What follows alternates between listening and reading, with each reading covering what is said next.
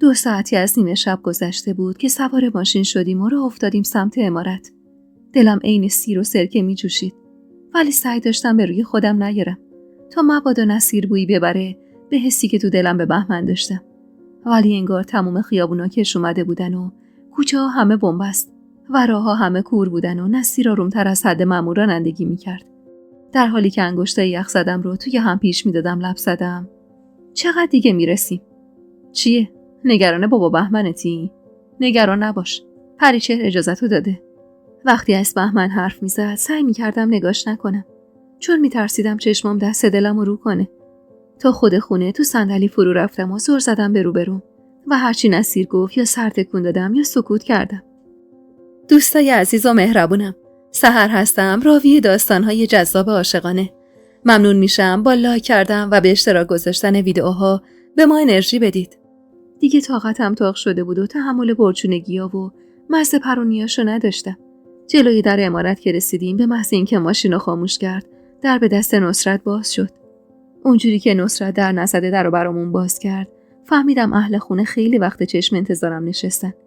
از ماشین پیاده شدم و بی توجه به خریدایی که روی صندلی عقب جا خوش کرده بودن، دویدم سمت ساختمون. حمید دست به سینه روی ایوون وایساده بود. خودمو بهش رسوندم. اما قبل از اینکه بتونم حرف بزنم دستمو گرفت و کشون سمت خودش.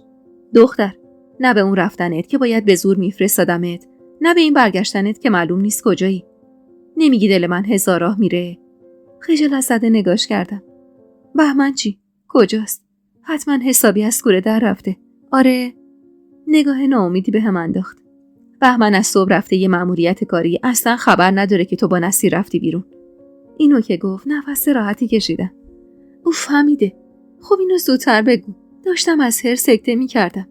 پریچهر کجاست؟ میخواستی کجا باشه؟ خوابه. الان 3 ساعت از زمان خواب خانم گذشته. درست همون لحظه‌ای که حمیده داشت اینو میگفت، نصیر رسید بهمون و پاکت‌های خریدم و سمتم گرفت. بفرما شربت خانم. شب خیلی خوبی بود. امیدوارم باسم تکرار بشه. بی حرف نگاش کردم. نسبت به عصر حس تنفر کمتری نسبت بهش داشتم. ولی حسم چیزی نبود که فردا با ذوق باهاش تماس بگیرم و ازش بخوام دوباره بیا دنبالم.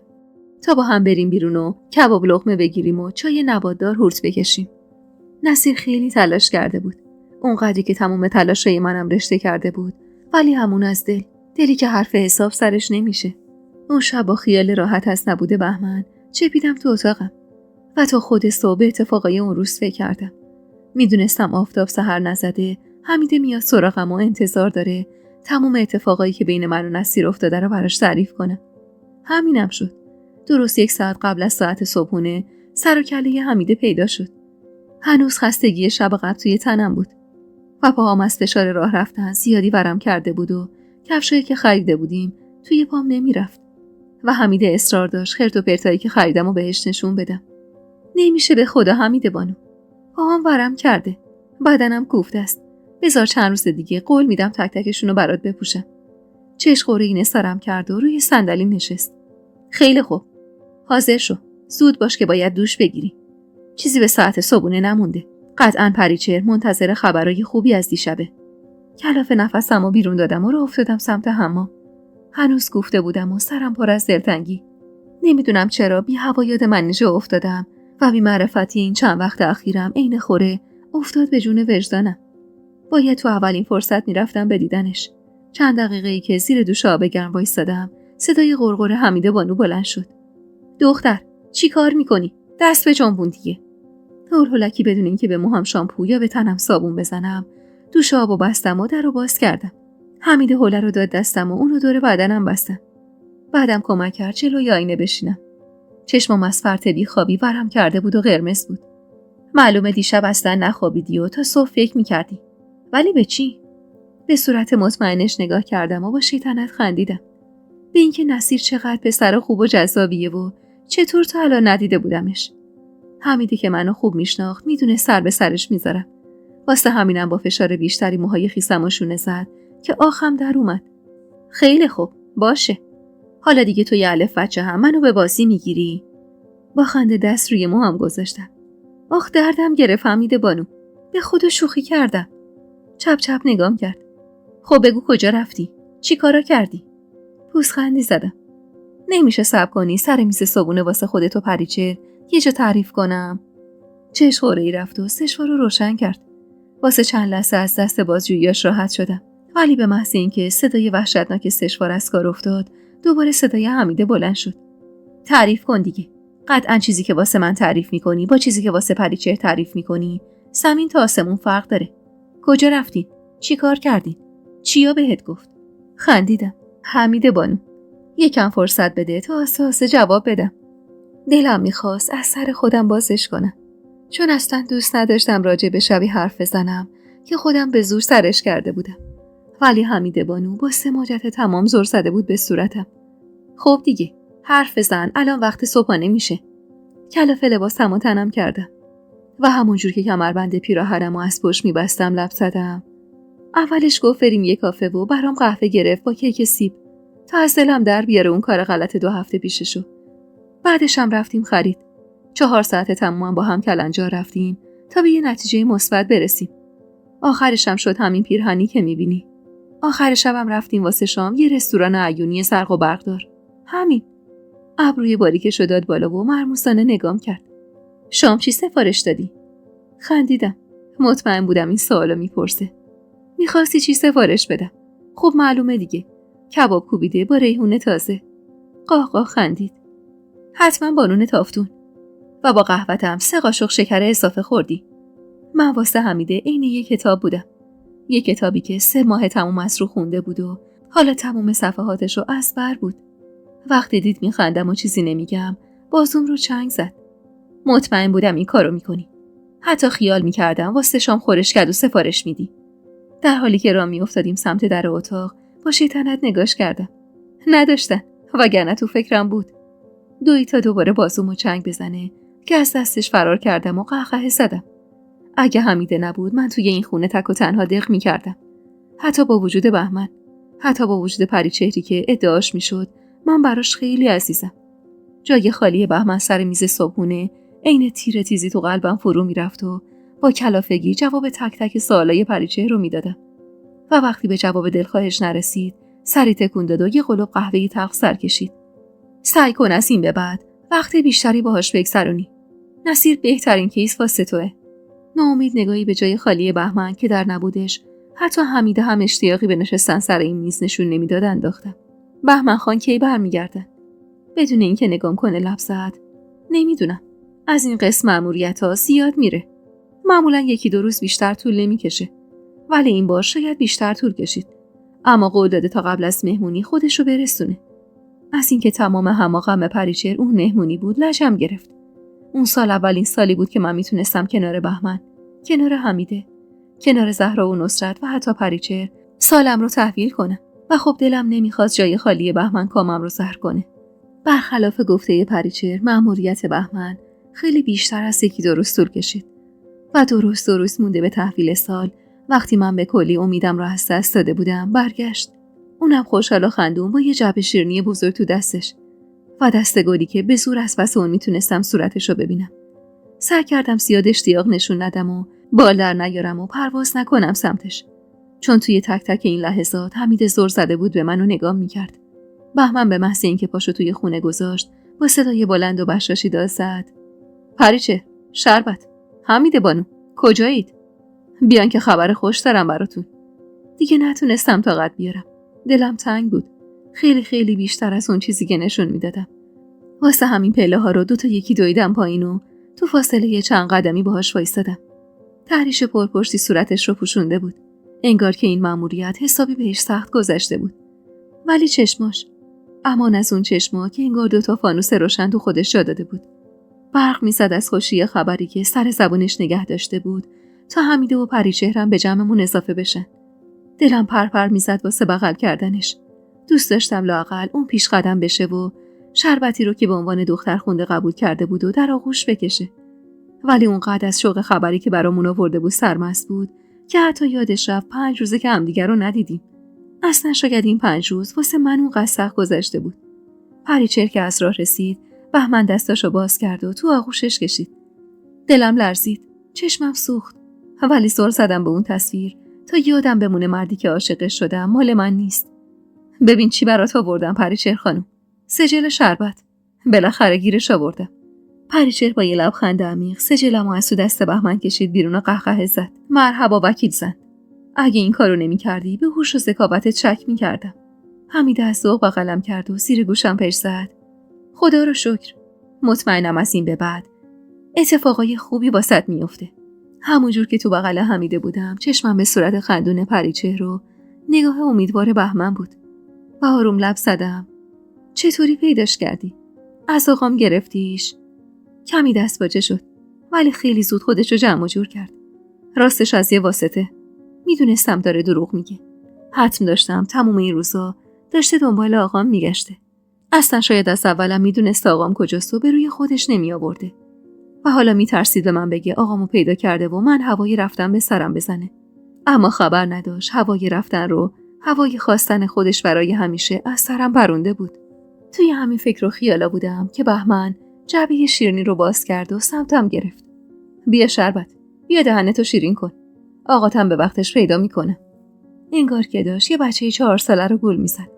رفتارش آشکارا مشکوک و نگاهش به شدت مضطرب شده بود. انگار که میترسید من هر لحظه کاسه صبرم لبریز بشه و سوال پیچش کنم. ولی بهمن نمیدونست من بیشتر از هر کسی، حتی بیشتر از اونا پریچهر، دل بسته بودم به موندن توی اون عمارت و زندگی کردن کنار اون آدمایی که زمین تا آسمون با خانواده من فرق داشتن. زورکی لبخندی زدم و بدون اینکه حتی یه دونه شیرینی از توی جعبه بردارم نگاش کردم. نمیدونم چطوری ازتون تشکر کنم. از شما، از پریچهر، از حمیده بانو، از همتون ممنونم که نذاشتین من برگردم به جهنم قبادگدا. جوری موقع زدن این حرف بغضم گرفته بود که خودمم باورم شد این حرفا حرف دلمه و هیچ خبر ندارم از نقشه های پریچهر و برنامه های بهمن. از اینکه پریچهر کرور پول خرج کرده برای راضی کردن آقام و بهمن زمین و آسمون رو به هم دوخته تا من الان اینجا توی این عمارت کنارشون باشم. با اینکه نمیدونستم دلیل این همه تلاششون واسه اینجا بودنم چیه، اما راضی بودم به بیخبری و موندن توی اون عمارت.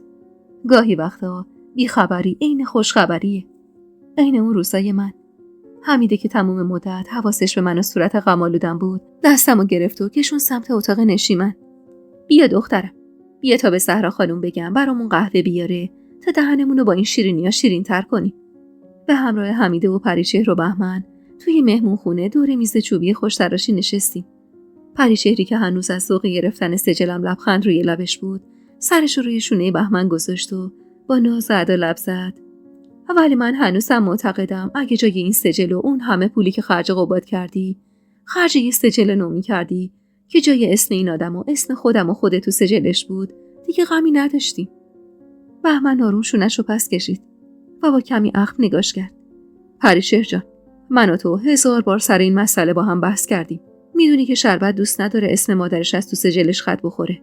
نمیدونم چرا دلم میخواست این حمایت بهمنو بذارم به پای این که به من بیشتر از پریچهر اهمیت میده. بچه بودم دیگه و به قول حمیده ساده و زود باور. اما از اون ور شربت عاقل توی وجودم نق زد. دختر، همین که تو اینجایی و این جماعت کرور پول واسه اینجا بودنت خرج کردن، یعنی بهمن واسه رسوندن پریچهر به آرزوش هر کاری میکنه. تو همینجا بودنت واسه خاطر دل پریچهره، نه هیچ چیز دیگه. اما شربت مظلوم توی وجودم دلش میخواست اون اخمایی در همه بهمن رو باور کنه. اخمایی که واسه موندن پای دل من در هم شده بود. پریچهر از این رفتار بهمن کمی جا خورد، ولی اصلا خودش رو نباخت و با اشوه و ناز یه شیرینی از تو جعبه برداشت و گاز کوچیکی بهش زد و همینطور که تکه شیرینی رو توی دهنش تاب میداد خندید. ولی من مطمئنم یه روزی خود شربت میاد و از ما درخواست میکنه که اسمشو تو سجلش عوض کنیم. نه تنها اسم خودش که حتی اسم پدر و مادر و این فامیلی مزخرفشو. نتونستم پوزخندمو کنترل کنم و با حرص نگاش کردم. من شاید از اسم خودم و قباد و این فامیلی مزخرفش بگذرم، ولی مطمئن باشید هیچ وقت از اسم ننم نمیگذرم. اونقدر لحنم تند و برنده بود که دیگه جا واسه بحثی نمونه و پریچهر با عقل تیکه شیرینی گاز زدش رو پرت کرد توی جعبه و با حرص از سر جاش بلند شد. جون به جونت کنن لجباز و یه دنده شربت. این اخلاق گندتم به بابات رفته.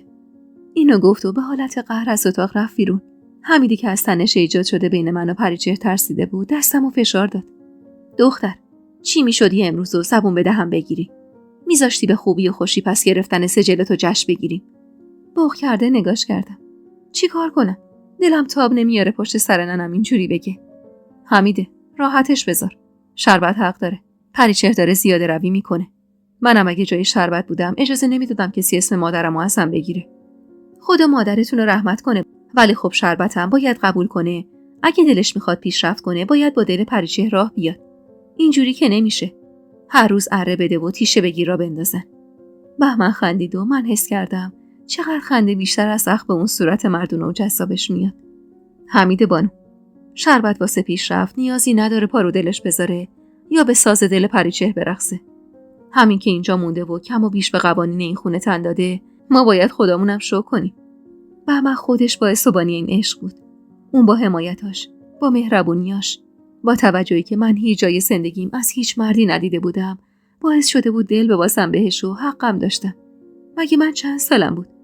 سجلمو از روی میز برداشتم و بازش کردم. شربت عبدالآبادی، فرزند گلاب و قباد عبدالآبادی، متولد 17 فروردین 34. کمتر از 1 ماه دیگه 18 ساله می شدم. ولی انگار قلب و احساساتم توی دوران کودکیم حبس شده بود. اون زمانی که کمتر از الان احساس اضافه بودن می کردم. زمانی که ننه گلابم افسر و شوهر داد و با بدبختی قبادو راضی کرد واسه دخترش جهیزیه بخره. جاهاست که چه عرض کنم. یه صندوق چوبی که به زور چند تا تیکه رخت و لباس و ملحف و خرت و پرت توش بود. شد تموم جهیزیه افسر. اون زمان 5-6 سالم بیشتر نبود.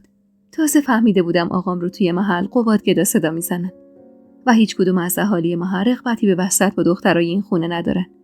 واسه همینم افسر تا سن 23 سالگی تو خونه مونده بود. آخرم یکی از فامیلای خیلی دور مادرش اومد خواستگاریش. شب عروسی افسر و حتی بهتر از عروسی کبرا که 12 سالم بود یادمه. نه کسی کوچه رو چراغونی کرده بود و نه خبری از چلو کباب و سرش پلو با مرغ مجلسی و حتی هیچ مهمون درست درمونی هم نداشتیم. خانواده آقام که سراغی ازمون نمی گرفتن و خانواده ننمم که عمرم واسه خاطر عروسی دختر بزرگ قبادگدا نمی اومدن تهران. فقط دایی گودرسم اومد با یه صندوق خرمالو که دسته بر غذا همشونم کال بودن. بهار بود و نمه نمه بارون میبارید. چشمم پی صندوق خرمالوی کنج دیوار بود و گوشم پی حرفای پچ پچوار دایی گودرس. خدا ازش نگذره آبجی. موندم مگه میخواد این پولا رو با خودش ببره تو گور. یکی نیست بهش بگه داخل لامصب. کفن جیب نداره که. گلا ببین تو رو خدا چطور با این شوهر کردنت خودتو این طفل مصدوم تلف کردی؟ داداش اینجوری نگو. میشنوه. همین که سایش بالا سرمه برام بسته.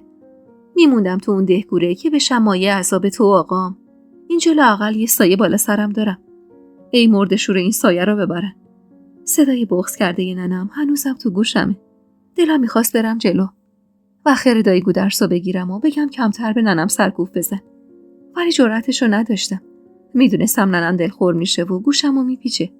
اون شب دایی گودرسم خرج شام عروسی افسر رو داد به ننم تا کمتر بیفته به پای آقا.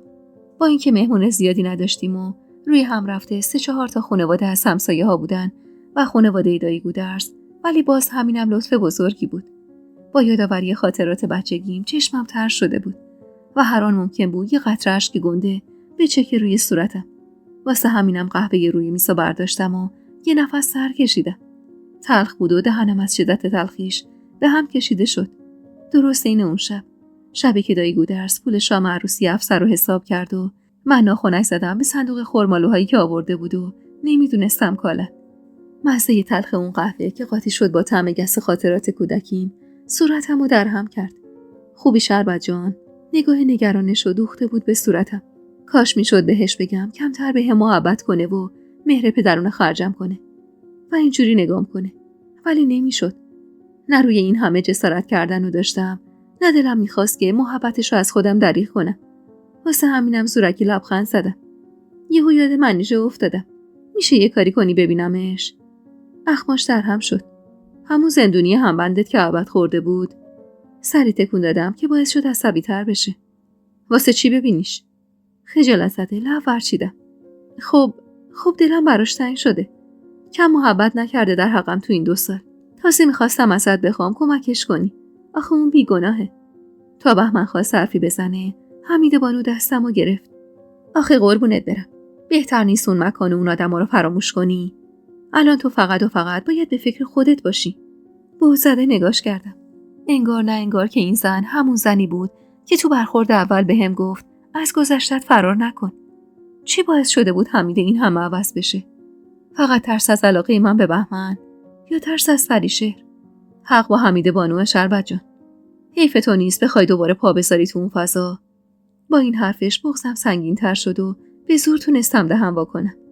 اما منیژه تو اون 2 سال تنها کس من بود.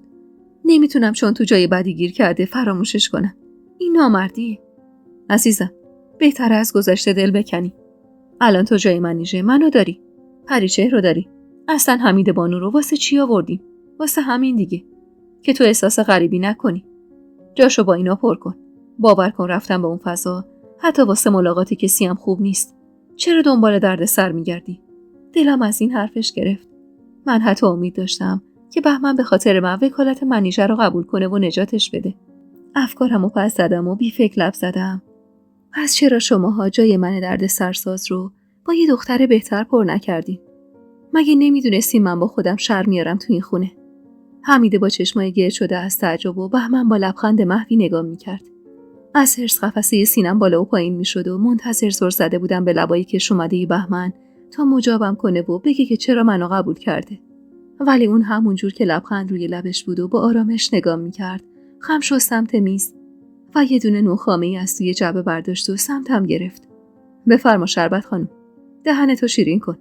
امروز وقت این حرفا نیست.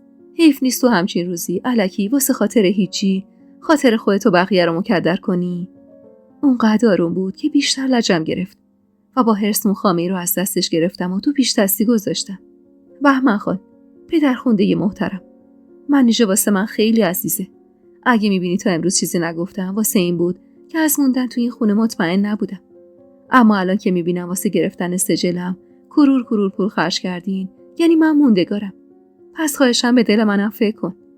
بذار دلم خوش باشه اگه اینجام همش به خاطر دل پریچهر نیست. بذار باور کنم من اینجام تا اینجا باشم. تو تمام مدت زمانی که این حرفا رو میزدم حمیده با ترس و دلهره نگاه میکرد و پوست لبش رو به دندون گرفته بود. انگار که میترسید هر آن حرف نابجایی از دهنم در بره. بهمن که از حرفام کمی دست باچه شده بود صاف سر جاش نشست و نگاه ازم دزدید و بعد از کلی این پا اون پا کردن لب زد. شربت، تو اینجایی چون باید اینجا می بودی. حتی اگه پریچهر حسرتی به دل نداشت. پس خیال نکن اینجا بودنت فقط به خاطر دل پریچهره. اگه هم خیلی اصرار داری که منیژه رو ببینی من تمام تلاشمو میکنم. تا مبادا خیال کنی ما کرور پول خرج کردیم تا اینجا زندانیت کنیم تا به رویاهای ما پر و بال بدی. حالا نوبت من بود که با صدای گرفته و دلخور اون دست باچه بشم و صاف سر جان بشینم. اما من هر چقدر این پا اون پا کردم نتونستم حرفی سر هم کنم تا دلخور رو از نگاه صداش بشورم و اونقدر زبون به دهن گرفتم تا بهمن با همون صورت گرفته و دلخور از روی مبل بلند شد و از اتاق رفت بیرون. به محض اینکه در اتاق رو پشت سرش بست صدای عصبی و نگران حمیده بلند شد. هیچ معلوم هست چته شربت؟ ببین الکی بی خود و بی جهت چه جوری امروز رو به کام همه تلخ کردی؟ عصبی نگاش کردم. الکی بی خود و بی جهت حمیده بانو؟ توی اون 2 سالی که حتی آبجیامم قیدمو زده بودن منیژه تنها همدم و غمخوارم بود. پس خواهشن تو نشو کاسه داغ‌تر ازش. ناراحت پریچهری میدونم ولی نباش. چه دیواری کوتاه‌تر از حمیده بانو که تمام حرص و غم و حسرت و دلتنگیم رو سرش خالی کنم. حمیده که با بهت و دلخوری نگام کرد و به حالت قهر راه رفته بهمنو پیش گرفت. تازه فهمیدم زیاده از کوره در رفتم. من دلتنگ و نگران منیژه بودم. ولی نه اون قدری که پس گرفتن سجلم رو به کام هم زهر کنم. نمیدونم چه مرگم بود. شاید هنوز تأثیرات دلتنگی بهمن به دلم بود یا شایدم حرص از حرفای خودخواهانه پریچهر یا تغییر جهت گل آفتابگونه حمیده. نمیدونم. هرچی که بود حالم خراب بود. اون قدری که وقتی از اتاق مهمونخونه دویدم سمت اتاق خودم صورتم خیس اشک شد و چند قطره از اشکام ریخت روی سجل توی مشتم. دلم از زمین و زمان پر بود. کی فکرشو میکرد شربت چغه رو یه دنده از دونه مرغ قبادگدو و زندان ته خط جون سالم به در ببره و توی همچین عمارتی روی تختی که کل زندگی آرزوشو داشته زانوی غم بغل کنه و اشک بریزه. نمیدونم چقدر تو همون حال موندم و اشک ریختم ولی وقتی به خودم اومدم که هوا تاریک شده بود و حمیده با اخمایی در هم بالا سرم وایساده بود. پاشو آبقوره گرفتم بسه. آی بدم میاد از دخترای زرزرو. پاشو باید بریم خرید واسه عید. گرچه همین الانشم دیر شده. با دیدن صورت عادی و بشاشش سوق زده اشکامو پاک کردم و تو تخت نشستم. یعنی دیگه با هم قهر نیستی حمیده؟ رو ترش کرد و راه افتاد سمت کمد لباسام. مگه بچه‌ام که قهر کنم؟ پاشو ببینم. باید بریم خرید. با خنده دستمو دور گردنش حلقه کردم و به زور صورتشو بوسیدم. آه قربون حمیده جون خودم برم که دلش نمیاد با دخترش قهر کنه. با حرص به حالتی که انگار چندشه شده بود نم بوسه روی لپشو پاک کرد و غرید. چرا این پیرمردای بیدندون بوست این همه توف داره؟ من موندم اون نصیر بدبخت چطوری دلش گرفته تو رو ببوسه. با این حرفش قشقش خندیدم. اون کلن کش سلیقه است. از عشق اولش نفهمیدی؟ آخه کدوم مرد عاقلی عاشق پریچهر میشه؟ این حرفو در حالی که خنده امونم نمیداد زدم. ولی با جواب تند و صریحش خنده رو لبم ماسید. بهمن، یه مرد عاقل و بالغ عین بهمن. انگار که به عمد این حرفو زد تا داغ دلمو تازه کنه. وقتی دیدم اونجوری سر زده تو چشمام و قصد نداره راحتم بذاره، سعی کردم بی خیال به خندم ادامه بدم. سخت بود، ولی باید میتونستم. واسه همینم کاملا بی ربط و یهویی لب زدم. خب آخه اصلا خرید واسه چی؟ این همه رخت و لباس نو تو این کمد هست که حتی یه بارم تن نخوردن. دختر، خرید شب عید شگون داره. حالا پریچهر رو نمیتونم راضی کنم. تو رو که میتونم. اصلا تو این حال هوای شب عید آدم خودش بره خرید دلش باز میشه. چیه این خیاطای از دماغ فیل افتاده‌ای که پریچهر میاره تو عمارت لباس بدوزن؟ من دلم میخواد خودم وجب به وجب بازار رو بگردم و لباس انتخاب کنم. جوری که حمیده با ذوق از خرید و حال هوای شب عید خیابونای تهران حرف میزد، منم ته دلم قنج میرفت. واسه همراهی کردم باهاش. 2 روز مونده بود به عید من و حمیده بانو لباس پوشیدیم و با ذوقی وصل نشدنی از اتاق زدیم بیرون. توی راه پله تا چشمم به صحرا افتاد، بی فکر و معطلی لب زدم. حمیده جون، تو رو خدا صحرا رو هم ببریم. حتما میخواد واسه بچه‌هاش خرید کنه. خواهش میکنم. چشمامو ریز کرده بودم تا دلش به رحم بیاد. ولی چپ چپ نگام کرد. لبخند دندون نمایی زدم. خواهش میکنم حمیده بانو. اجازه بده صحرا رو هم با خودمون ببریم. لطفاً. خوبه. حالا مگه من مادر فولاد زره هم که واسه نرم کردن دلم اینجوری خودتو لوس میکنی؟ اصلا تو هم نمیگفتی خودم میخواستم خبرش کنم که اگه دلش خواست با همون بیاد. گرچه بعید میدونم پریچهر خوشش بیاد. میدونستم پریچهر دوست نداره من زیاد با خدمتکارای خونه گرم بگیرم. اون حتی از صمیمیت من و حمیده هم چندان خوشحال نبود. ولی خودمو زدم به بیخیالی و راهمو کش کردم سمت راه پله‌ها. و قبل از اینکه حمیده بخواد از ترس غرغره پریچهر از تصمیمش پشیمون بشه دویدم سمت زهرا و ازش خواستم با همون بیاد. انگار اون بیشتر از ما از این همراهی میترسید که بعد از کلی اصرار قبول کرد تا پاشو از عمارت بیرون بذاره. غروب بود و هوا هنوز سوز سرمایی زمستونی داشت. نصرت کل پولایی تو جیبشو به زهرا داد تا واسه بچه‌ها خرید کنه. خوشحال بودم. نه از خرید کردن. خوشحال این بیشتر واسه خاطر لبخند رو لبای زهرا و نصرت بود که به ناحق از بچه‌هاشون دور مونده بودن. وقتی پله‌های ایوون رو با خنده و سرخوشی پایین می اومدم، صدای پریچهر رو درست از پشت پنجره اتاقش شنیدم. لااقل صبر کنید براتون ماشین بگیرم. اینجوری که نمیشه. کی تا حالا دختر خونه با ندیمه و خدمتکارش پیاده راه افتاده تو گوشه خیابونا؟ سر چرخوندم تا نگاش کنم. با یه لباس خواب سفید ساتن پشت پنجره وایساده بود و نگامون میکرد. رو بهش گفتم اما آخه حمیده بانو دلش میخواد پیاده راه بره. میگه حالا هوای شهر قشنگه و اینجوری. عصبی پرید وسط حرفم. منم خیلی چیزا دلم میخواد، ولی نمیشه آدم هر کاری که دلش میخواد انجام بده. این خلاف عرف این عمارت و این خاندانه. چطور خسته نمیشد از این عمارت و اون اتاق و اون لباسای تنگ و مزخرف؟ کی میخواست اون عصای قورداده رو بالا بیاره و راحت بشه از شر این زندگی؟ تا خواستم حرفی بزنم حمید دستمو چسبید و فشار آرومی بهش آورد. چشم خانم، الان میگم آقا نصرت برامون ماشین بگیره. و بعد آروم و زیر لبی جوری که فقط خودم صداشو بشنوم پیش زد. همین که به اومدن زهرا گیر نداد باید خودمونم شو کنیم. پس کشش نده شربت. با اینکه از حرص خونم رو میخورد سکوت کردم تا از اون مهلک جون سالم به در ببریم. وسط حیاط وایساده بودیم تا نصرت برامون ماشین خبر کنه که صدای بهمن رو از پشت سرم شنیدم.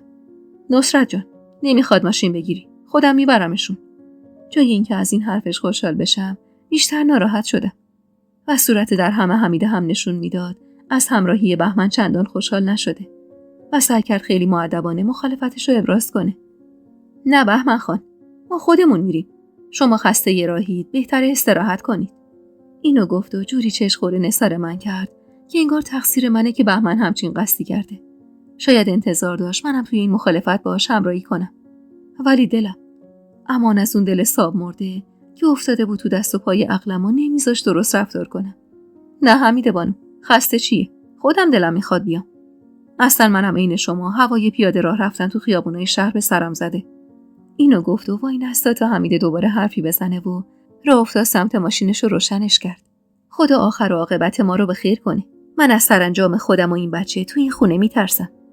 بوسده نگاش کردم که نفسش رو بیرون داد و راه افتاد سمت ماشین و با دست اشاره کرد که ما هم دنبالش بریم.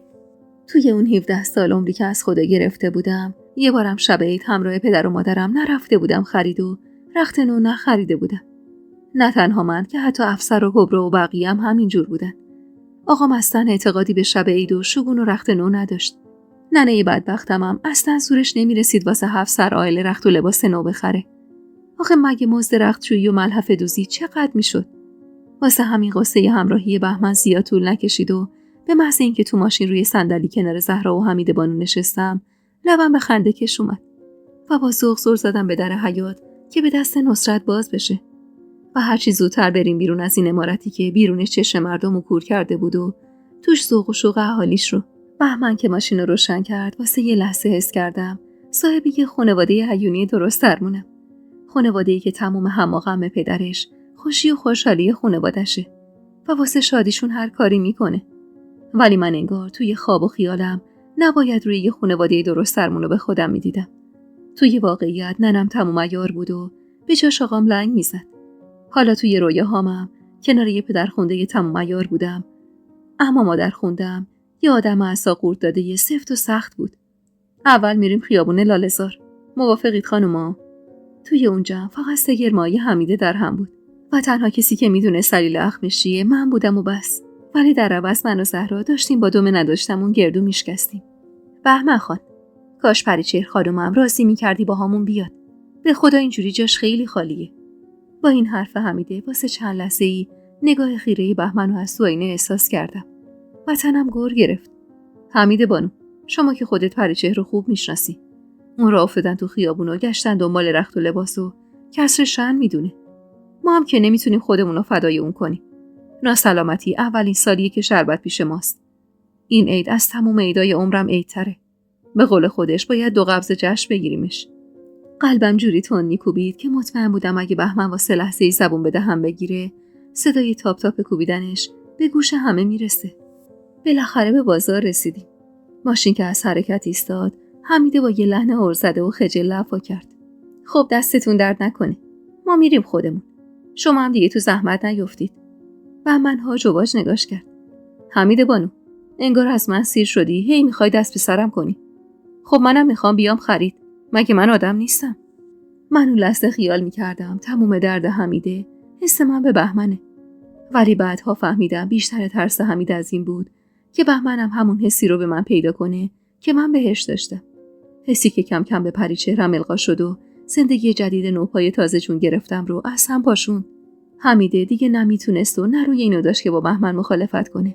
واسه همینم زورکی لبخندی زد و گفت زبونم لال، ولی نخواستم با مخال خانباجی ها همراه بشید و حوصلتون سر بره. بهمن که معلوم بود با حرف حمیده مجاب شده، معجوب و معقر خندید. ولی من یه آرزوم بود واسه دل بچه هم راه بیفتم تو شهر و خنزل پنزل بخرم. دریغش نکن ازم حمیده بانو. من کی باشم که همچین کاری بکنم آقا؟ اصلاً من دیگه هیچی نمیگم.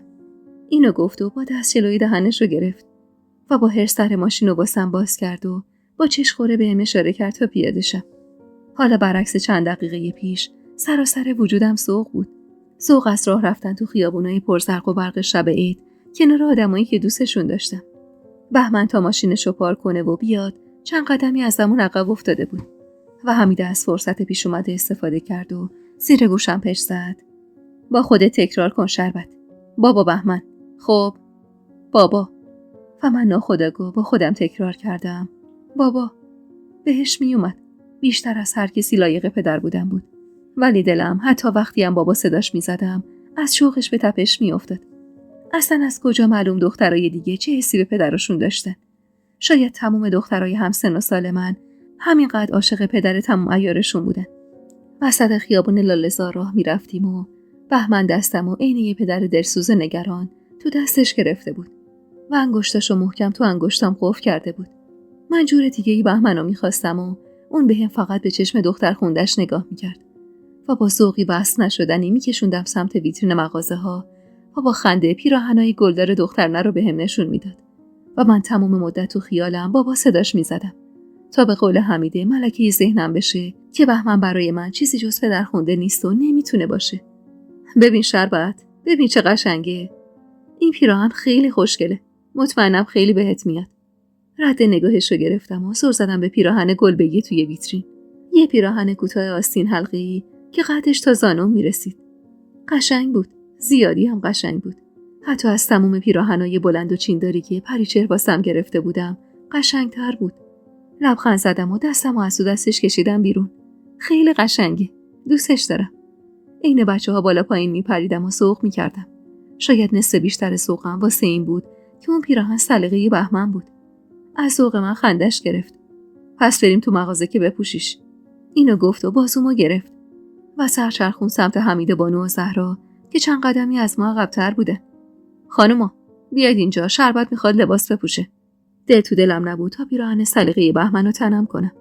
حمیده با همون اخمایی در همش وارد مغازه شد و با اکراه نگاهی به پیراهنی که بهمن واسم انتخاب کرده بود انداخت.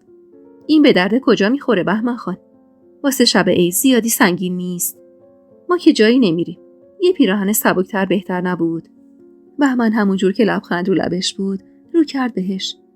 واسه مهمونی خاندان زن میخوامش. میدونم اون لباسایی که پریچهر بهش داده هیچ کدوم باب دلش نیست. با این حرف بهمن من و حمیده تازه یادمون اومد که بهمن هیچ از ماجرای خرید اون روزو بیرون رفتن من و نصیر خبر نداره و نه من جرأت بازگو کردنشو داشتم و نه حمیده بانو. واسه همینم حمیده صورتی لبخندی زد. بله، حق با شماست. بهمن که از همه جا بی خبر بود و خیال می‌کرد تونسته حمیده رو مجاب کنه، رو کرد به فروشنده و ازش خواست پیراهن توی ویترین رو واسم بیارن. فروشنده که زن جوان و خوش صحبتی بود، نگاه سرتاپایی بهم انداخت و لبخند زد. جناب، سایز دخترتون چنده؟ سایز یه چه سیغه‌ای بود. من تو کل عمرم یه رخت مخصوص نداشتم که باب تن خودم دوخته شده باشه که بخوام بدونم اندازه تنم چنده. من از وقتی یادم می اومد لباسای کوچیک شده کبرا رو تنم کرده بودم و هیچ وقت هیچ لباسی درست قالب تنم نبود و نمیدونستم اندازه بدنم چنده. نگاه خیره و منتظر فروشنده رو که روی خودم احساس کردم با ترس و خجالت پشت سر بهمن قایم شدم. ولی بهمن با رفتار پخته و عاقلانه‌اش درست سر به زنگا به دادم رسید و دستشو دور گردنم حلقه کرد. خانم، شما خودت یه نگاه به دختر من بنداز. ببین قد یه بنده انگشته. دیگه خودتون ببینید سایزش چقدر میخوره. فروشنده با خنده‌ای با نمکی ازم خواست دور خودم بچرخم تا بتونه سایز دقیق بدنمو در بیاره و لباس مناسبمو بهم بده. طولی نکشید که من با پیراهنی که قالب تن خودم بود و از قضا سلیقه‌ای بهمنم بود وسط مغازه وایسادم و از ذوق چرخی زدم. چشمم کف پاها دختر. ماه بودی، ماهتر شدی. ماشاءالله این مدتم آب رفته زیر پوستت، خیلی خوشگل‌تر شدی. اون پیراهن گلبهی عروسکی اونقدر بهم میومد که تونسته بود 3 گرمه‌های درهم حمیده رو هم باز کنه. نگاهی تو آینه به خودم انداختم. حمیده راست میگفت. یه پرده گوش اضافه شده بود به استخونم و دماغ چکمه‌ای و چشمایی درشتم حالا کمتر تو ذوق میزد و حتی میشه گفت زیبا هم شده بودم. عالیه شربت. ببین با این کفشا خیلی قشنگ میشه. بهمن یه جفت کفش دخترونه پاشنه کوتاه مکعبی انتخاب کرده بود که دقیقاً همرنگ لباسم بود. اینا رو بپوشی شب مهمونی باید چارچشمی مواظب باشم کسی دخترمو ندزده. اما بهمن خان، بعید میدونم پریچهر خانم اجازه بدن شربت همچین لباسی واسه شب مهمونی بپوشه. میدونید که سلیقه پریچهر اصلاً اینجوری نیست. حمیده و بهمن سر سلیقه پریچهر رو لباس من کلنجار میرفتن. ولی تموم فکر من پی این بود که بهمن کم کم داشت و نقش پدرخوندگی خودش فرو میرفت و منو به عنوان دخترش قبول میکرد. شاید اگر بهمن منو به عنوان دختر واقعیش قبول میکرد و میذاش بابا صداش کنم، دل منم کنده میشد از این عشق بی سرانجام. قصه نخور حمیده بانو. سلامتی، منم مرد اون خونه و پدرخونده شربتم. همش که نمیشه حرف پریچهر باشه. یه بارم اون چیزی بشه که من میخوام. اون لبخند روی لب حمیده هم میگفت اونم قد من دلش میخواد حتی واسه یه بارم که شده توی اون عمارت حرف بهمن به کرسی بشینه. نه که همیشه یه خدای لنگ در هوا کنار کرسی پریچهر وایسه و حسرت بکشه. اون شب علاوه بر اون پیراهن گلبهی و کفشای پاشنه 5 سانتی 2 پیراهن نخی ساده خوش رنگم خریدم. پیراهنایی که حمیده میگفت اگه پریچهر ببینتشون قطع به یقین اول من و بعدم حمیده رو به دار میکشه. ولی واسه مهم نبود. حتی اگه مجبور میشدم اون پیراهنای نخی سادم رو توی اتاق و تو خلوت خودم تنم کنم، بازم دلم خوش بود به این که تونستم واسه یه بارم که شده تو زندگیم با به دل خودم خرید کنم. اصلا خرید کنم. من تا اون روز هیچ وقت هیچ خریدی برای خودم نکرده بودم. بعد از اینکه خرید من تموم شد، زهرا واسه دخترها و پسرش چند دستی لباس خرید که تمومش به سلیقه من بود. آخه بیچاره معتقد بود که من خیلی خوش سلیقه. بهمنم اجازه نداد زهرا دست به پول خودش بزنه و تموم خریداشو خودش حساب کرد. آخر شب وقتی دستامون پر از پاکتای خرید بود، به اصرار بهمن رفتیم واسه شام. زهرای بیچاره تموم مدت معذب بود که کنار آقای خونه سر یه میز نشسته و حمیده نگران پریچهر بود. چون بهتر از من و بهمن اونو میشناخت. ولی من رو ابرا سیر میکردم.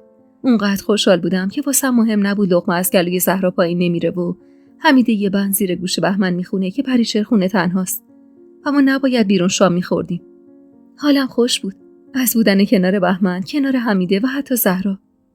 دروغ چرا؟ اون پاکتای خریدم تو حال خوشم بی تأثیر نبودن. اون شب هر بار که نگاهم به بهمن میافتاد با خودم تکرار میکردم این مرد پدر توی شربت. مبادا فکر بد کنی راجبش. مبادا پات بلغزه و پا بذاری وسط زندگی یه زن و شوهر. ولی چطور میتونستم؟ چطور میشد ببینم اونجوری هوامو داره و عاشق در نشم؟ اون شب بهمن واسه خودم و خودش کباب کوبیده با نون تازه سفارش داد. واسه زهرا و حمیده هم کوبیده با پلو. نصیر هر چقدرم که میخواست نقش بازی کنه و الکی واسه خودش لقمه کباب کوبیده و نون بگیره، هیچ جوره نمیتونست جای بهمن رو واسم بگیره. من حق داشتم عاشق این مرد باشم. یعنی هر کس دیگه هم جای من بود عاشقش میشد. من اون شب از نگاه و چشمای بهمن میخوندم که از ته دلش عاشق لقمه گرفتن غذا و چپوندن گوشه لپشه. ولی نصیر تموم مدت نقش بازی میکرد تا خامم کنه، تا بگه هیچ مشکلی با امول و قربتی بودنم نداره. وقتی شاممون تموم شد و حمید هلهلکی خواست از جاش بلند بشه، ملتمسانه نگاش کردم. حمیده جون، تو رو خدا بشین یه چای نباتم بخوریم بعدش بریم. چای نبات و شام و خرید و همه چی بهونه بود. من انگار دلم میخواست وقت بکشم و لذت ببرم از کنار این آدما بودن و وقت گذروندم باهاشون. حمید چپ چپ نگام کرد و تا خواست حرفی بزنه، بهمن دستشو گرفت و مجبورش کرد بشینه. بشین حمیده بانو، امشب شب شربته. از که نتونستیم جشن بگیریم، لااقل الان بذار باب دلش باشه. اما آخه پریچهر خانوم، اون تا الان پادشاه هفتمم خواب دیده، خیال تخت. تموم مدتی که من با خیال راحت داشتم چای نباتمو میخوردم، صورت نگران و مضطرب حمیده از پشت شیشه استکان چاییم نمایون بود و همین دلخوشی کوچیکم ازم میگرفت. حمیده جوری نگران بود و تا خود خونه پوست لبش رو به دندون گرفته بود که حتی من و زهرا رو هم به دلهره انداخته بود. ولی بهمن انگار که نه انگار. با خیال راحت خیابونای شلوغو که با گذشت شب از نیمه هنوزم پر رفت و آمد بودن یکی بعد از دیگری پشت سر میذاشت. جوری که منم با تموم نابلدیم حس می‌کردم واسه رسیدن به اون عمارت و پریچهر دل میکنه. بالاخره رسیدیم جلوی در عمارت و وقتی در حیاط بلافاصله به دست نصرت وا شد، مطمئن شدم زنی دست به سینه با توپ پر روی ایوون منتظرمون وایساده. زنی که حمیده بیشتر از شوهرش رو شناخت داشت و مطمئن بود در نبود بهمن سر راحت روی بالش نمیذاره. از دور که برق لباس خواب ساتن سفیدش رو دیدم، ترس برم داشت و تو دلم خالی شد. حمیده همون جور که با حرص از ماشین پیاده میشد، دستمو چنگ زد و کشوند سمت خودش. خدایا، خودت رحم کن. ببین شب عیدی چی به روسمون آوردی بچه. بهمن که انگار اصلا انتظار بیدار دیدن پریچهر رو اونم اون وقت شب نداشت، با دهن باز نگاش میکرد. سهرا هلهلکی تمام پاکتای خرید و زد زیر بغلش و دوی سمت ساختمون ته باغ.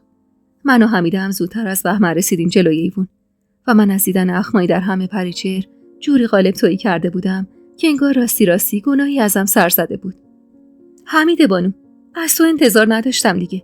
تو که میدونی چقدر قانون و مقررات این عمارت واسه من اهمیت داره. تا این وقت شب بیرون بودن چه معنی داره؟ زار میزد درد پریچهر دیر برگشتن من به اون خونه نیست. چطور شبی که با نصیر بیرون بودم اینجوری عصبی نشده بود؟ ولی حتی 1% نمیتونستم حدس بزنم که درد پریچهر چیه. خانم جون، آقا بهمن گفتن بیرون شام بخوریم. آخه فکر میکردن شما خوابید. با این حرف حمیده اخمای پریچهر بیشتر در هم شد و با رسیدن بهمن آخرین نیشش رو حواله تن اون کرد. آقا بهمن سیادی یاغی شدن. انگار یادشون رفته نقششون توی این خونه چیه و چی کارن. بهمن بی خیال لبخندی زد و دستشو دور گردن پریچهر حلقه کرد و سعی کرد ببرتش تو خونه. پریچهر خانم، عزیزم، من چه میدونستم شما بیخوابی به سرت میزنه. والا فکر میکردم الان که میایم شما 7 کله خوابی، وگرنه زودتر برمیگشتیم. در عوض کلی خرید کردیم واسه شربت. ولی پریچهر مسترانه سرچرخوند و با حرص خودشو از تو حصار دستای بهمن بیرون کشید. از تو دیگه انتظار نداشتم بهمن. تو که بهتر از اینو از حساسیتای من خبر داشتی. تو که میدونی من چقدر بدم میاد دخترم تو خیابونای تهران ول بچرخه و این آدمای معمولی از در و دکونا خرید کنه. من که خودم همه جور امکاناتی واسه شربت آماده کردم. کافی انگشت تکون بده تا کل خیاطا و لباس فروشا رو اینجا واسش ردیف کنم. من که بی خبر از همه جا نمیدونستم دلیل این بهونه‌گیریای پریچهر چیه و از این حرفا و رفتارهای زد و نویزش حسابی کلافه شده بودم. کاملا فکر نکرده لوا کردم. شما اگه با بیرون رفتن من و ول چرخیدنم تو خیابونا مشکل دارین، پس چرا با نصیر فرستادینم خرید؟ گاهی وقتها همه چی آرومه و آدم بی خودی مته به خشخاش زندگی میذاره و دنبال درد سر میگرده. درسته این من تو اون روزایی که قدر آرامشم رو ندونستم و بی خود و بی جهت به پای پریچهر میپیچیدم و نمیدونستم با این کارم چه آینده‌ای برای خودم رقم میزنم. با این حرفم پریچهر هرسی تر از قبل نگام کرد و بهمن که اصلا از ماجرای اون روز خبر نداشت بوسته با ابروهای گره خورده در هم سر زد به صورتم. چی گفتی شربت؟ تو کی رفتی بیرون؟ اونم بدون اجازه من. تا خواستم دهن باز کنم و بگم بدون اجازه اون رفتم، اما اجازه پریچهر رو داشتم. پریچهر پرید وسط حرفم. اجازه تو؟ از کی تا حالا شربت واسه بیرون رفتم باید از تو اجازه بگیره؟ نکنه یادت رفته تنها رفته این بچه به تو همون وکالت نصف نیمه بوده و بس. این بار من به خواست و دست خودم باعث جنگ بین پریچهر و بهمن شده بودم. شب از نیمه گذشته بود و ما 4 نفر روی ایوون وایساده بودیم.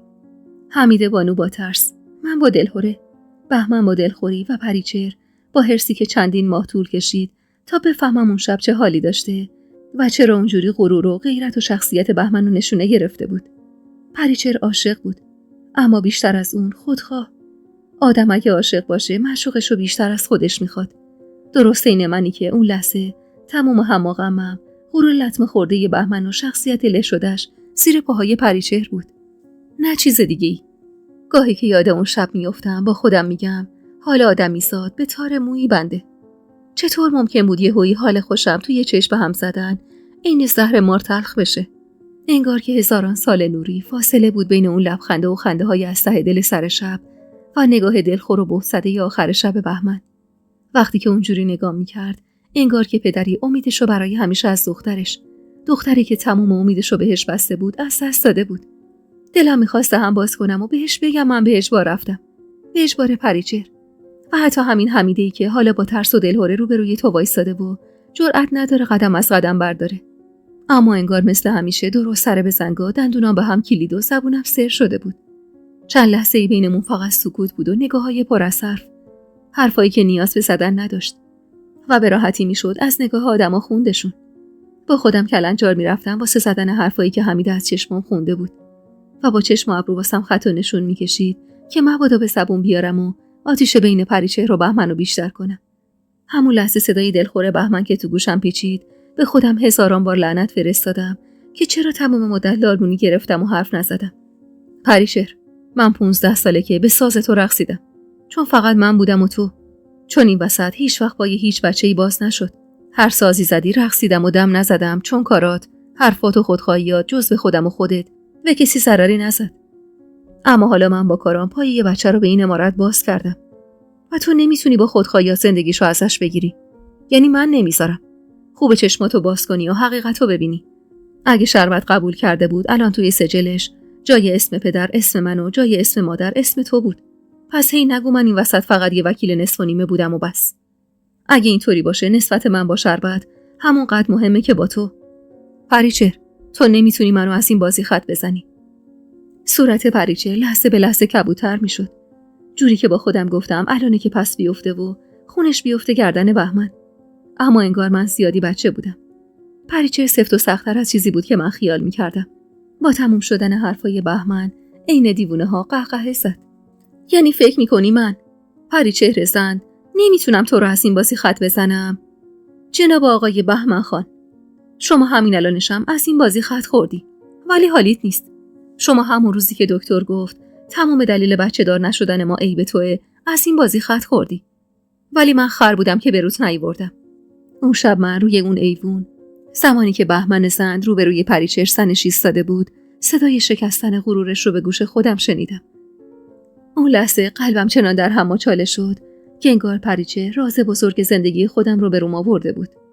قلب من اون لحظه‌ای که شونه‌های پهن و مردونه بهمن خم شد و صورتش توی چشم هم زدن تمام اوباتش رو از دست داد در هم شکست. ای کاش لال شده بودم و دهن باز نمی‌کردم و از بیرون رفتنم با نصیر چیزی نمیگفتم. اما دیگه اما و ای کاش هیچ فایده‌ای نداشت. بهمن جلوی چشمای پشیمون خودم با قدمای بلند و سمت ماشینشو توی چشم هم زدم بی توجه به التماسای من و حمیده از عمارت زد بیرون. ترسیدم. خیلی هم ترسیدم. از رفتن و دیگه برنگشتنش. پریچهر جوری نیش زده بود به عمق وجود بهمن که بعید میدونستم حالا سر پا بشه. روی پله‌های ایوون نشستم و زانوی غم بغل گرفتم. حمیده این مادری که پسر جوونش رو از خونه فراری داده باشه این طرف و اون طرف میرفت و زیر لب به جونم غر میزد. اما پریچهر دیگه روی ایوون نبود. مطمئن بودم حالا که خیالش از له شدن غرور بهمن تخت شده برگشته توی رخت خوابش و پادشاه دوم و سومش رو هم خواب میبینه. ببین چی کار کردی دختر. چقدر گفتم جلوی اون زبون تو بگیر تا سر من و خودت و اون بهمن مادر مرده رو به باد ندی. ای خدا، خودت بهمون رحم کن. 3 روز بیشتر به مهمونی نمونده، خدا میدونه چی به سرمون میاد. خودم کم حساب وجدان داشتم، حمیده هم با حرفاش دائما حسابم میداد.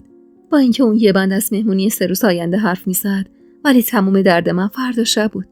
جلسه سال تحویل، چون قرار بود بدون حضور بهمن طی بشه. نمیدونم چقدر توی حیاط موندیم و به جون همدیگه غر زدیم. فقط میدونم وقتی برگشتیم تو اتاقم انگار دیگه قلبی توی قفسه سینم نمیتپید. حسم اون لحظه شاید شبیه حس عاشقی باشه که معشوقش رو از دست داده، یا نه شایدم شبیه کودکی که باعث جدایی پدر و مادرش شده. نمیدونم. من توی حس این احساسات بی تجربه ترین آدم دنیا بودم. من نه پدر و مادری داشتم که یه عاشقانه زندگی کرده باشن و نه هیچ وقت عاشق مردی بودم. نمیدونستم دلیل حال بد اون شبم عشقم به بهمن و نگرانی بابت رفتنش بود یا عذاب وجدان برای جداییش از پریچهر. فردای اون روز آفتاب نزده حمیده بانو اومد بالا سرم. درست این عجل معلق، ناخونده و بی وقت. پاشو شربت، باید بری سراغ پریچهر. باید از دلش در بیاری. تو که از دلش در بیاری اونم از دل بهمن در میاره. واسه برگشتن بهمن حاضر بودم هر کاری کنم. منت کشی از پریچهر که دیگه چیزی نبود. وقتی بیچک و چونه از تو تخت اومدم بیرون و هلهلکی دوش گرفتم و لباس پوشیدم، حمیده با تعجب نگام کرد. اگه خدا بخواد انگار سر عقل اومدی. شب قبل اونقدر گریه کرده بودم که صدام گرفته بود و چشمام حسابی پرم داشت. بی حرف نگاش کردم، جوری که خودش حرف دلم و از تو چشمای برم کردم بخونه. ولی نمیدونم نخوند یا به روی خودش نیورد. بپوش دختر، بپوش بریم که داره دیر میشه. اگه دیر بجنبی بهمن لحظه تحویل سال نمیرسه. هلهلکی دکمه‌های پیراهنمو از بالا به پایین بستم و دویدم سمت اتاق غذاخوری. چند دقیقه به ساعت صبحونه مونده بود و من مطمئن بودم پریچهر عین هر روز آراویرا کرده بی خیال از قهر بهمن بالای میز نشسته و پنیر فرانسوی به دندون میگیره. یا شایدم امروز نیمرو یا پنکیک موز بود. ضربه آرومی به در زدم و حرفمو توی سرم ردیف کردم. برای یه دفعه هم که شده بود باید تمام و کمال با به میل پریچهر رفتار میکردم. جوری که انگار دستم زیر ساتورش گیر بود. همون جور که خیال میکردم یه تیکه پنکیک پرموز به چنگال زده بود و با قهوه تلخ سر میکشید. حتی میشه گفت آرایشش از هر روزم بی‌نقص‌تر و زیباتر بود. دستپاچه وارد اتاق شدم و درو به روی صورت منتظر و مضطرب حمیده بستم. میشه چند لحظه باهاتون حرف بزنم؟ با سر اشاره کرد که برم نزدیکش و روی صندلی بهمن بشینم. اما دلم نیومد و جای همیشگی خودم صندلی سمت راست پریچه رو کشیدم عقب و روش نشستم. صبحانه‌تو بخور، بعدش حرف میزنیم. منم حرفای زیادی واسه زدن دارم. دلهورم بیشتر شد. من 17 ساله با اون اندک تجربه معلوم بود که در مقابل پریچهر با این همه کمالات کم می آوردم. به زور یه تیکه پنکیک توی دهنم گذاشتم و با سر کشیدن یه نفس قهوه‌ای تلخ توی فنجونم قورتش دادم. انگار واقعا حالت خوب نیست. نگاش کردم. خوبم، یعنی بد نیستم. پوزخندی زد. دیگه حالا از پوزخنداش متنفر نبودم، ولی اضطراب بدی راهی دلم میشد. اگه خوب بودی که قهوه تلخ سر صبح تو پس میزدی، نه که یه نفس سر بکشیش. متوجه منظورش نمیشدم و همونجور به روبرت داشتم نگاش میکردم. خب دیشب خوب نخوابیدم. خواستم با خوردن این قهوه سر صبح یکم از سنگینی سرم کم بشه. خندید و دل من هاری فرو ریخت. حالا دیگه میدونستم هر بار پریچهر اینجوری از ته دل میخنده، پشتبندش، سرنیزه غرورش رو نشونه میگیره سمت شخصیت و غرور یکی دیگه. بچه جون، من 1000 تای تو رو تشنه میبرم لب چشمه و بر میگردونم.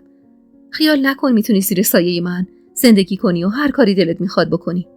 و خیال کنی من هیچی نمیفهمم. آمار تک تک دونه های شکری که تو قهوه های عصرت حل کردی، با لقمه های خورشکدوی مزخرفی که توی آشپزخونه گرفتی دارم.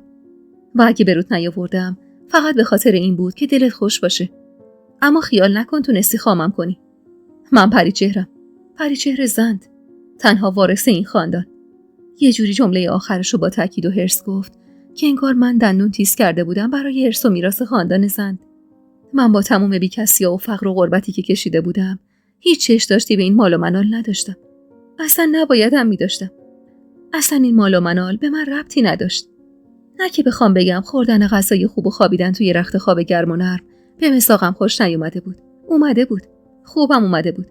اما من حاضر نبودم به هر قیمتی این وضعیت رو تحمل کنم. اما من دلم می‌خواست در کنار اینا فقط دلم خوش باشه. دلی که انگار خدا روی پیشونیش نوشته بود چه توی دخمه قبادگدا و چه تو عمارت فریدون خان زند آرامش نداشته باشه. از ترس من افتاده بودم. به خدا من نمیخواستم شما رو خام کنم یا که بهتون بی احترامی کنم. اگه میبینید یواشکی شکر ریختم تو قهوه و لقمه خورشکدو خوردم چون یه عمری مدلی بزرگ شدم. زمان میبره تا بتونم با قوانین این عمارت کنار بیام. دوباره خندید، اما این بار آرومتر و کم حرص‌تر. اینا رو نگفتم که خیال کنی دارم بازخواستت میکنم. من اگه میخواستم حساب چیزی رو ازت پس بگیرم همون بار اولی که این کارو کردی به روت میآوردم. الانم اگه میبینی چیزی گفتم واسه اینه که بفهمی من حتی اگه یه مورچه کف این خونه راه بره خبردار میشم. پس خیال نکن میتونی چیزی رو ازم قایم کنی. من حتی اگه فکری از سرت بگذره یا حتی اگه حسی از قلبت رد بشه میفهمم. اون لحظه حاضر بودم قسم بخورم که پریچهر به حس تو قلبم بو برده بود. انگار که اون یه گماشته حتی توی سر و قلبم داشت و فهمیده بود دل بی صاحبم سریده پی بهمن و حالا داشت واسم خط و نشون میکشید. از ترس و خجالت صورتم گر گرفت. چشم، قول میدم دیگه خطایی نکنم. حتی قول میدم دیگه قهوه‌مو با شکر نخورم. شما فقط کاری کنید که بهمن خان برگرده. بچه بودم و ساده. خیال میکردم اگه تن به خواسته هاش بدم راضی میشه و بهمنو برمیگردونه. ولی غافل از این بودم که پریچهر وقتی این حال زارمو میدید بیشتر به سر درونم پی میبرد. وقتی دیدم به روبرت نگاه میکنه و حرفی نمیزنه خیال کردم حرفامو باور نکرده و نمیخواد کاری کنه. واسه همینم ته مونده ی امیدمو تو مشتم جمع کردم و از سر بچگی لب زدم. اصلا اگه شما بخواید من حاضرم اسم ننه گلابمو هم از تو سجلم در بیارم. یعنی میخوام بگم حاضرم اسم شما جای اسم ننم باشه. یه تای ابروشو داد بالا و آروم لب زد.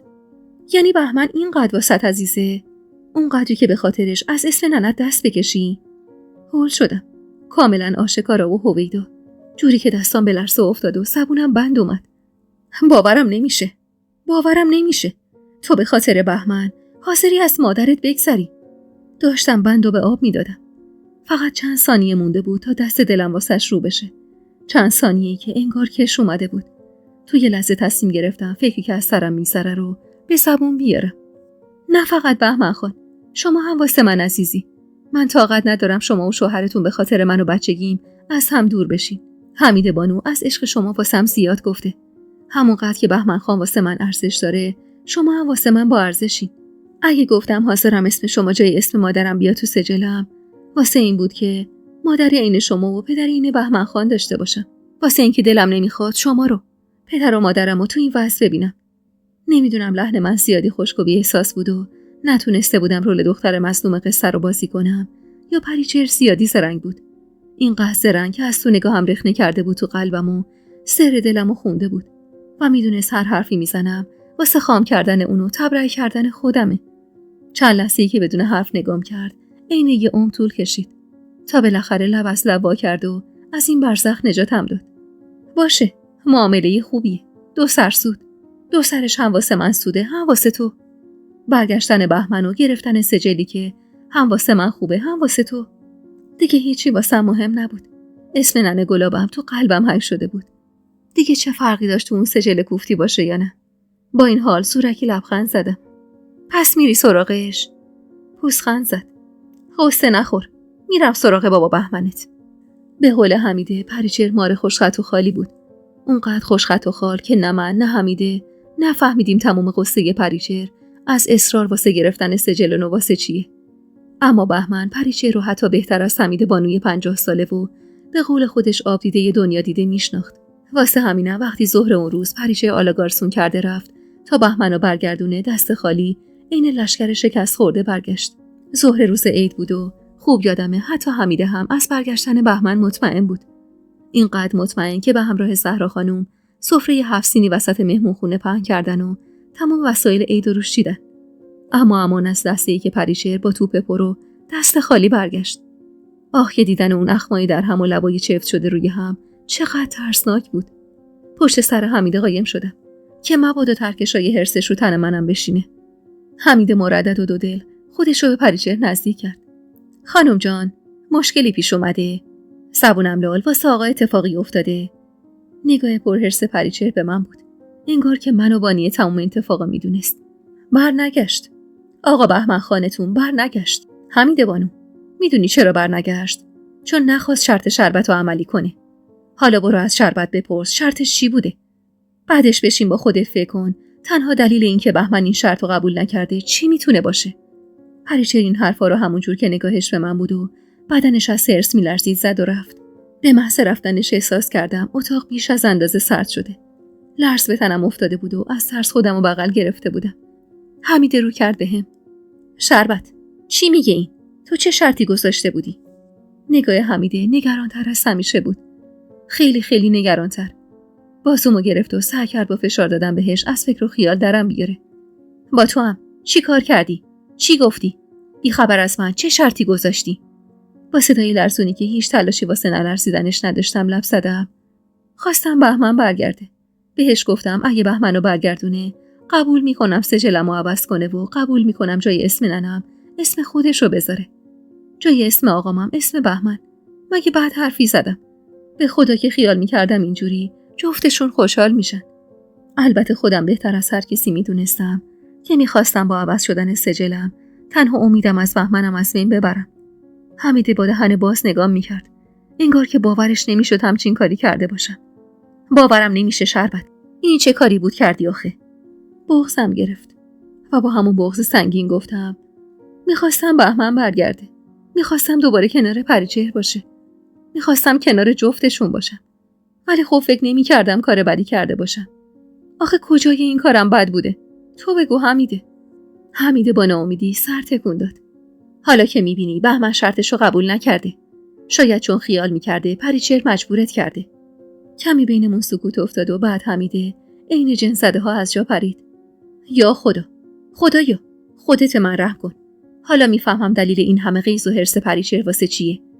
نکنه نیت بهمن از قبول نکردن شرط تو این باشه که زبونم لال. یا خدا. با ترس نگاش کردم.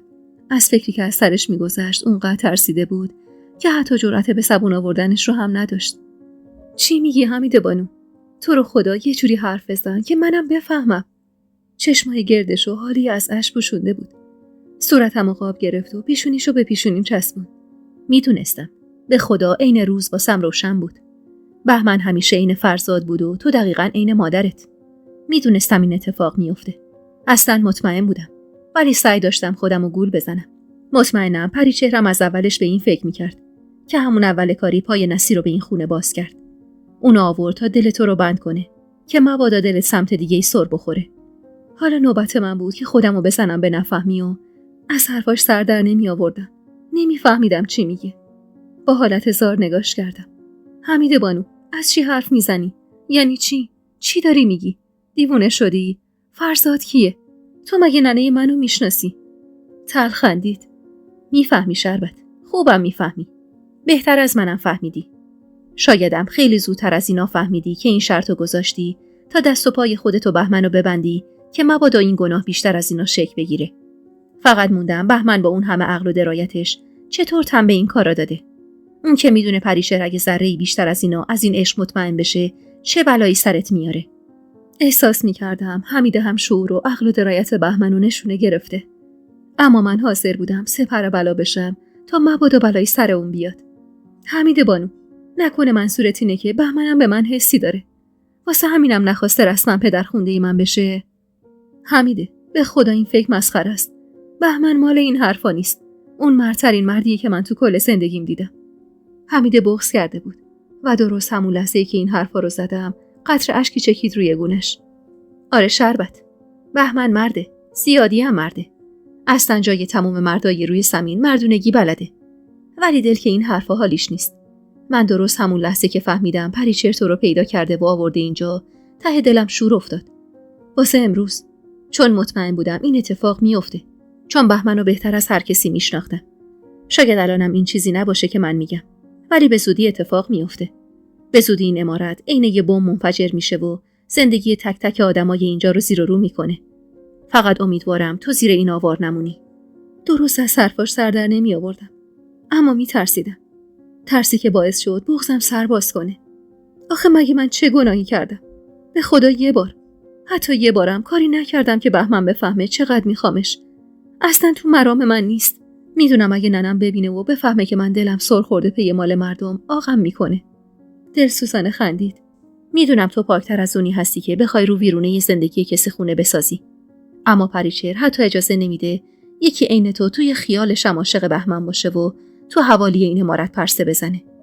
دیگه راستی ترس برم داشت که نکنه هرچی دارم و ندارم سر این عشق بچگونه از دست بدم. من به این زندگی، به این آرامش عادت کرده بودم.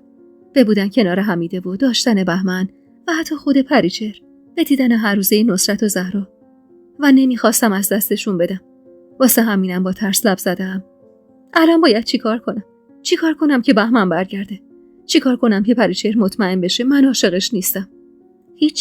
هیچ کاری لازم نیست بکنی.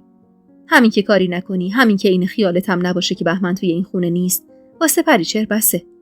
اون باید بهش ثابت بشه اونقدر که خیال میکنه عاشق و شیفته بهمنی نیستی، که به خاطرش حاضر باشی هر کاری بکنی، حتی دست کشیدن از اسم مادرت. سخت بود، ولی تن دادم به حرفای حمیده و سعی کردم دیگه واسه مهم نباشه که تو خونه ای زندگی میکنم و نفس میکشم که دیگه هیچ نشونی از بهمن درش نیست. من باید به پریچهر ثابت میکردم که هر چی فکر میکنه غلطه. 2 ساعت مونده به سال نو دوش گرفتم و موهای مژدارم و دورم ریختم. پیراهن نخی معمولی و خوش رنگی که شب قبل خریده بودم تنم کردم و کمی اماتی که سرخابی روی لبام مالیدم و عطر خوشبوی فرانسوی هدیه پریچهر رو زیر گلوم زدم و سعی کردم باور کنم که نبود بهمن عین خنجر تو قلبم فرو نرفته. و من چه میدونستم که چه چیزایی در انتظارمه، و من چه ساده و خوش خیال بودم که فکر میکردم همه چیز اینجوری درست میشه. جلو آینه وایساده بودم و زور زده بودم به چشمام و غرق فکر و خیال بودم که با صدای حمیده به خودم اومدم. حاضری شربت؟ فقط 10 دقیقه مونده به تحویل سال. چشم از آینه گرفتم و نیم نگاهی به پنجره ایوون انداختم.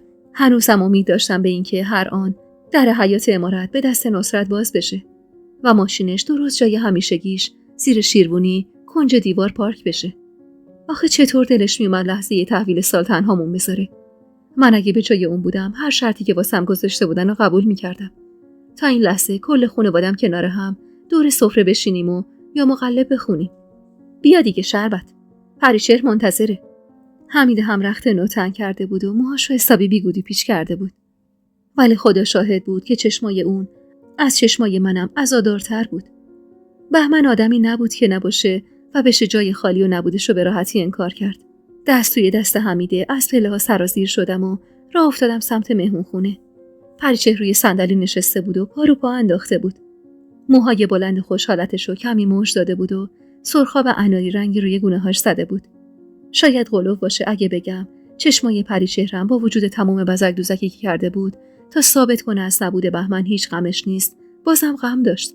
شاید کمتر از من و حمیده، ولی داشت و نمیتونست این غم ته نگاهش رو هیچ جوره از من قایم کنه.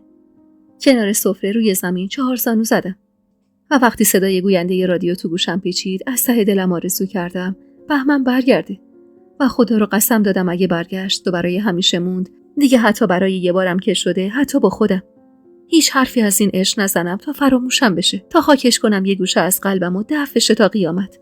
صدای رها شدن توپ که تو اتاق پیچید قطره اشک از گوشه چشمم چکید روی گونه‌ام. سال نوتون مبارک باشه خانم جون. انشاءالله 100 سال به از این سالها.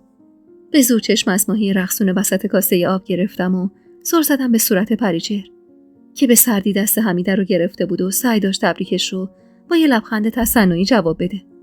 همونجور مات و مبهوت نگاش می‌کردم که صدای نهیب حمیده تو گوشم پیچید.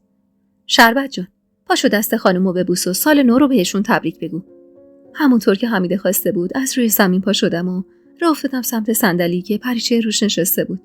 سعی کردم به زور یه لبخند کنج لبم بشونم و سرخم کردم و دست کشیده و سفیدش رو تو دستم گرفتم و بوسیدم. سال نوتون مبارک خانم جون. انشالله هیچ وقت سایتون از سر ما کم نشه. احساس می‌کردم غرورم ذره ذره زیر پام له شده. ولی مهم نبود. باید اونقدر خوب مجابش می‌کردم که باور می‌کرد نبوده بهمن هیچ اهمیتی واسم نداره. لبخند ملیحی که زد خیالم تخت شد که حتما باورم کرده. چند لحظه بعد از پشت سرش جعبه ربام هیچ شده یه کوچیکی برداشت و سمتم گرفت. عیدت مبارک شربت جان. اینم عیدی من به تو. به همون سادگی، همونقدر خشک و خالی از هر احساسی عیدیمو داد و پا شد از اتاق رفت. همیشه یه گوشه از ذهنم به این فکر کردم که این زن اگه مادرم میشد همینقدر خشک و اساغور داده بود یا فقط با من اینطور بود. نمیدونم واقعا این همه خشک و بی احساس بود یا شایدم فقط وانمود میکرد. اما آخه واسه چی؟ واسه چی باید تمام عمرت وانمود کنی که اونقدر که باید احساس نداری؟ چطور میتونی لحظه ی تحویل سال وقتی همه دور سفره روی زمین نشستن و از شنیدن دعای یا مقلب چشماشون تر شده تو روی صندلی کنار میز پا روی پا بندازی و بی توجه به بغض بقیه تمام و فکر و ذکرت خوندن حس عاشقی توی نگاه دخترکی روبروت باشه؟ پریچهر که رفت حمیده با ذوق بغلم کرد. قربونت برم، عیدت مبارک. الهی سال دیگه و سالیان دیگه حالت بهتر از الان باشه. همون جوری که الان حالت بهتر از سال پیش و سالهای پیشتره. با بغض خندیدم. بهتر که هست. ولی حال الانم به خودی خود اونقدر بده که بخوام دعا کنم الهی که سال دیگه اینجوری نباشم. در حالی که بغض گلوشو گرفته بود و هر آن ممکن بود حاله اشک جمع شده توی نگاهش بچکه رو صورتش، خندید و صورتمو بوسید. درست میشه. همه چی درست میشه. اگه قول بدی باقی عمرت هم عین الان عاقل باشی، قول میدم همه چی درست بشه. قول دادم. همونجا کنار سفره 7 سین به حمیده قول دادم که دیگه افسار زندگیمو دست قلبم ندم و فقط با پای لنگ عقلم راه برم. خب دیگه، بسته روزه خونی. باز کن ببینم خانم جون چی بهت هدیه داده. بیمیل و احساس جعبه ربان پیچی شده رو باز کردم. یه گردنبند طلای قدیمی درشت وسط جعبه بود. وای خدای من، باورم نمیشه. پریچهر گردنبند مادرشو داده بهت. گردنبند رو از توی جعبه بیرون آوردم و سوق زده نگاش کردم. وای خدا، این خیلی قشنگه. منی که نه اون گردنبند رو میشناختم و نه حتی مادر پریچهر خانومو گیرشونه بالا انداختم. مادر پریچهر خانوم کیه؟ حمیده در حالی که از شوق چشماش برق میزد گردنبند و دوره گردنم انداخت. ملک جهان خانوم، مادر پریچهر، زن این خونه. خدا بیامرز، عجب خانومی بود. آخ که چه خانومی بود. یه شهر ازش حساب می‌بردن. پریچهر کل عمرش هم بدوه به گرد پاشم نمیرسه. ملک جهان خانوم مقتدر بود، اما خدا رو هم یادش نمیرفت. البته اگه ماجرای فرزاد زندگیشو ندیده بگیرم. این بار دومی بود که اسم فرزاد رو از زبونش میشنیدم. اصلا فرزاد کی بود؟ افکارمو پس زدم و گفتم خب آخه این گردنبند چرا باید دست من باشه؟ چرا واسه خودش نگهش نداشت؟